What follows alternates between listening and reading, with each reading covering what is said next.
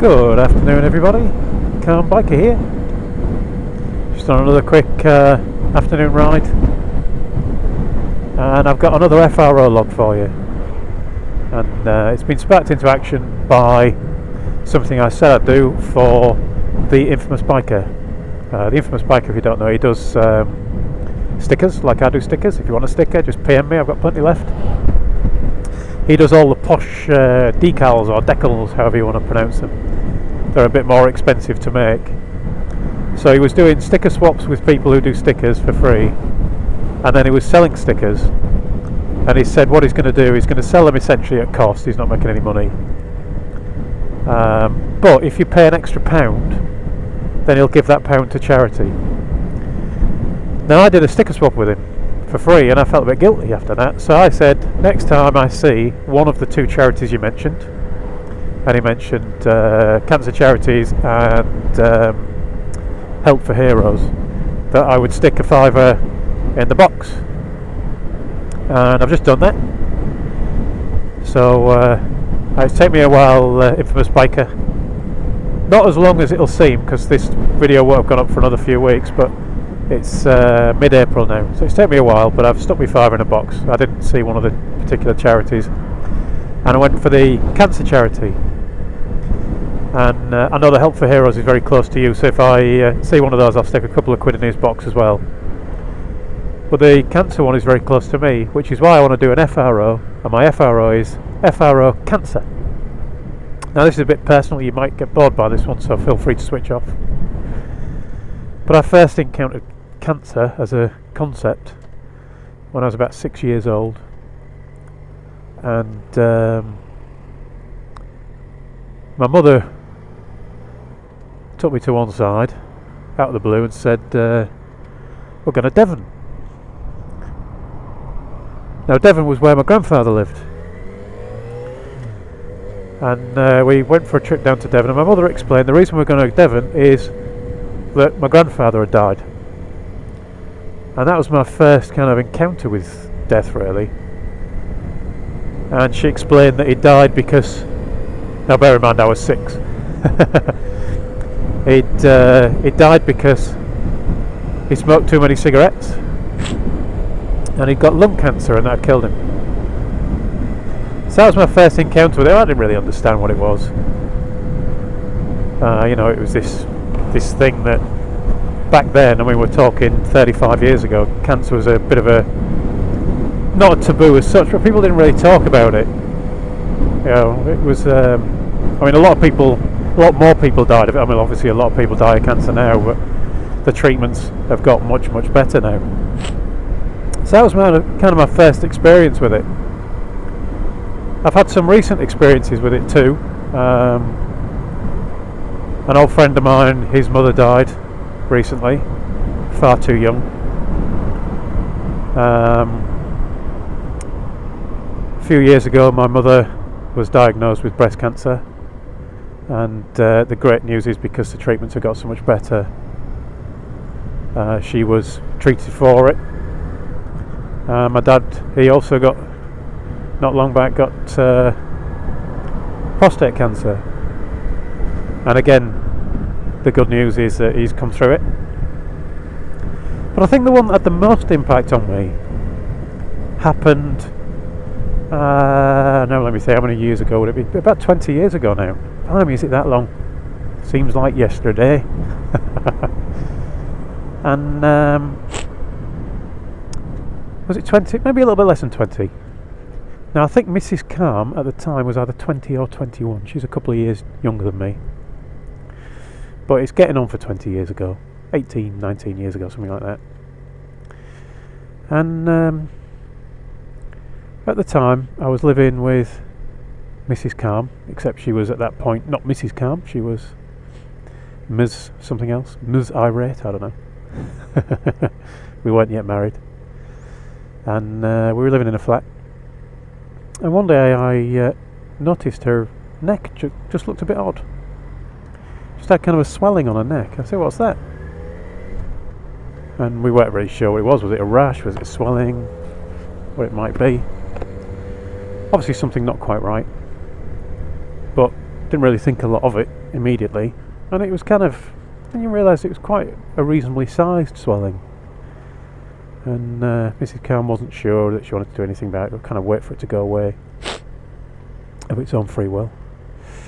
And I said, well, you best go and see the doctor just to have it checked. So she went to the doctor, and the doctor said, well, we'll do a biopsy, it should be okay, or it won't be anything wrong, don't worry about it.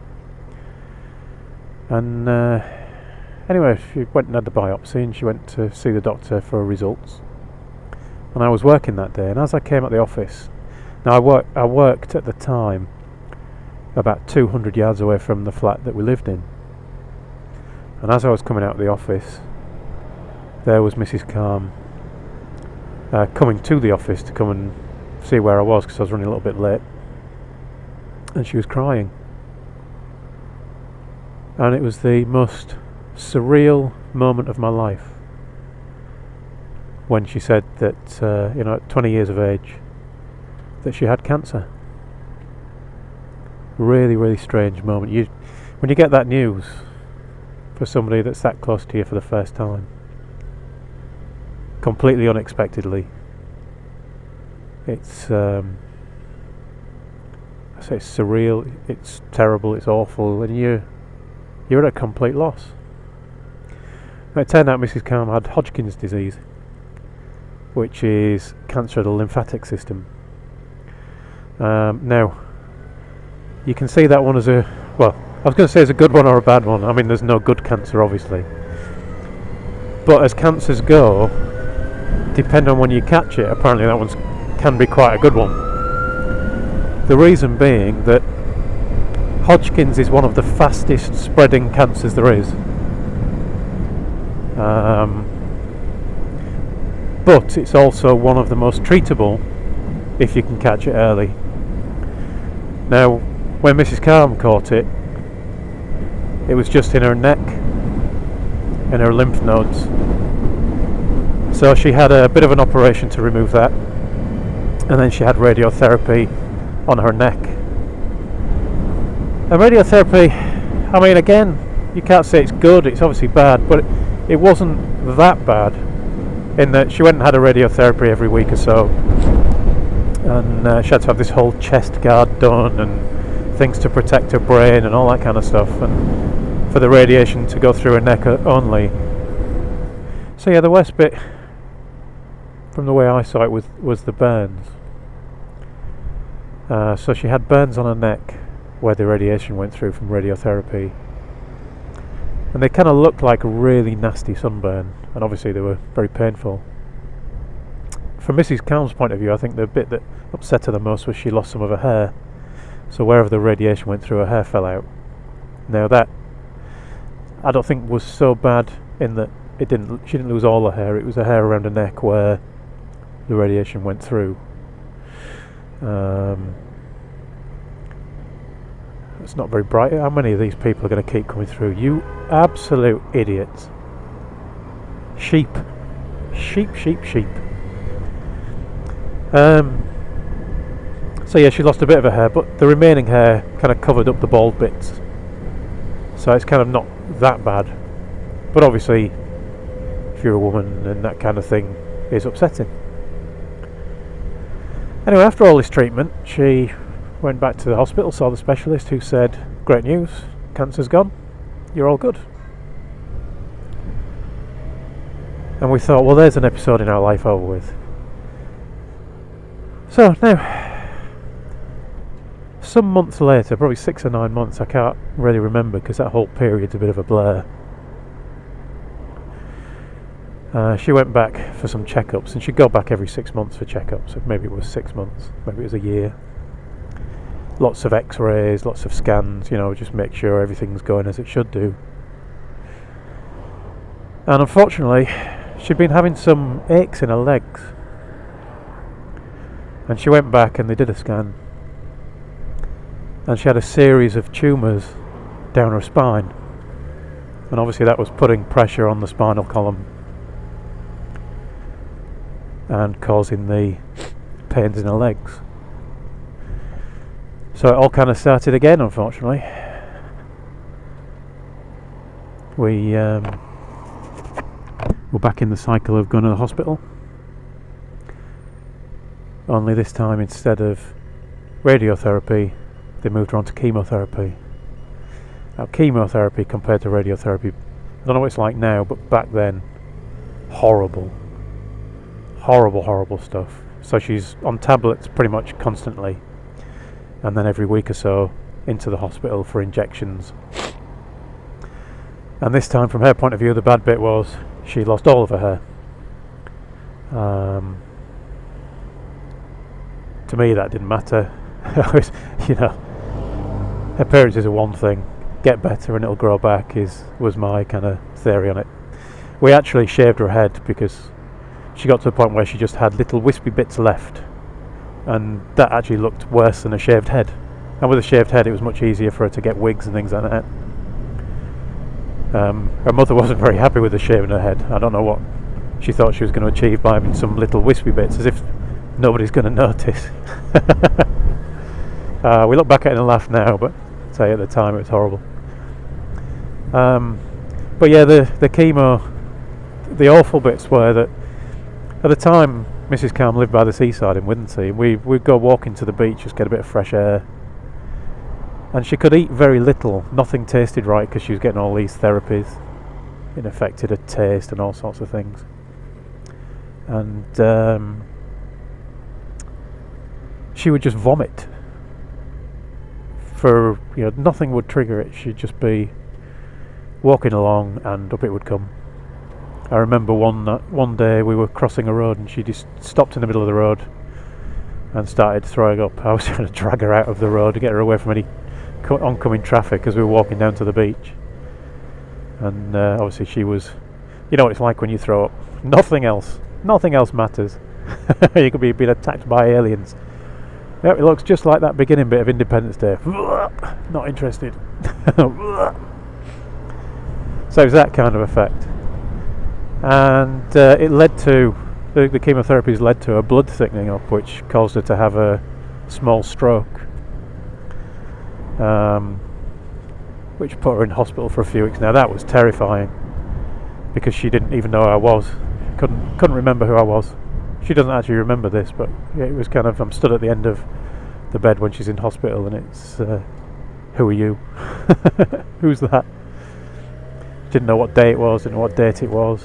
She was asking things like, have I had my birthday yet? Terrifying. But anyway, the good news is that this is 20 years ago. She's still with us, she's still strong, she's still fit. And, you know, she's gone through 10 years of being checked upon every 6 months or a year. Clear of it, she's now classed as cured, I think, as opposed to she was 10 years in remission. Now she's cured. So this leads me back to my starting point, that not only FRO cancer, but FRO, ASA, FRO and stay away. We don't want you back. It's a horrible thing. But the great news is that cancer research is getting much better. Cancer research is the one who just had my fiver. Cancer research is getting better. You know, they're curing more and more cancers. And hopefully one day we'll get to a point where there's a cure for all of them. Anyway, what a miserable vlog that was, but a happy ending, I hope you agree. But yeah, FRO cancer. Just wanted to get that one out of my system. So thank you all for watching. If you've got this far, you've done well, because it's been quite a long one, I suspect. Ride safe, everyone. And I'll talk to you all again soon. Oh, by the way, you probably heard me say that Mrs. Calm is now a volunteer at the hospital. She actually volunteers at the oncology ward, so she's going around talking to all the people who are suffering with these horrible diseases. I think she's well placed to do that. Anyway, as I say, thank you for watching. Ride safe. I'll talk to you all again soon, and I'm about to go on the 100% road. Boom, boom, boom.